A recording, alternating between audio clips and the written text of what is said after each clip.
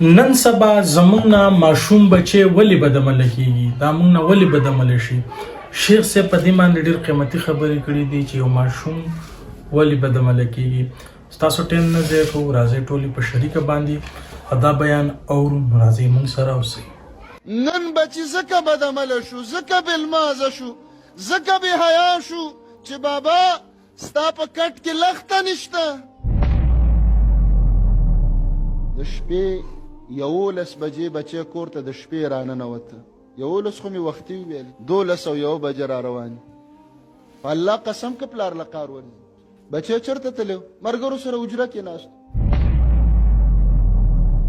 د ادب لخته به د بچو نه اوچتی. نبي علیه السلام فرمایلي بچي به یری، ځان نه به حجاج بن یوسف هم نه جوړی چې هر وخت وهل به نه خو یره به وله ورکې یره چې کم از کم د اولاد تا نه ویریږي.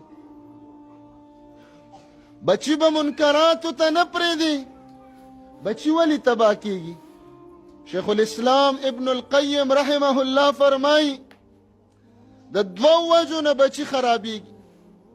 یو د مور او پلار پرېغوستل باهماله، مور او پلار راولګي بچی مهمله پرېږدي. د شپې په دې جمعې کې 11 بجې بچی کور ته د شپې راننوته. 11 خو مې وختي وویلې، 12:01 بجې را روانې. په الله قسم که پلار له کار ورځي. بچی چېرته تللی و؟ ملګرو سره حجره کې ناست. ملګرو سره حجره کې تلاوت کوي، ده ختم ته ناست دی، ذکر کوي.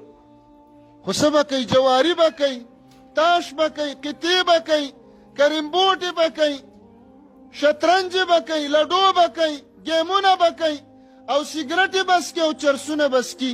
بله ورځ په پټو کې چا وجلی پروتي. نو بیا مور او پلار جاړي چې بچی مې چا وجلی دی بې ګناه. ولې بې ګناه؟ د شپې په 12 بجې د څه کول پردو حجرو کې؟ د شپې 11 بجې چې کور ته راته تا ورته نصیحت ولې نه کوو؟ دا تا ولې د ځان نه جدا کړی؟ باهماله، مور او پلار بچی مهمل پرېږدي. مهمل به نه پرېږدي، پړی به پرې نه ورسستی چې بس زه چې چېرته ځي هلته ځه. نه ښه ده د شیخ صاحب قیمتي بیان چې تاسو واورېدلو چې نن سبا دا بچی ولې بدعمله کېږي. دغه شان اهم او قیمتي بیان دپاره تاسو زموږ سره اوسئ. السلام علیکم ورحمة الله.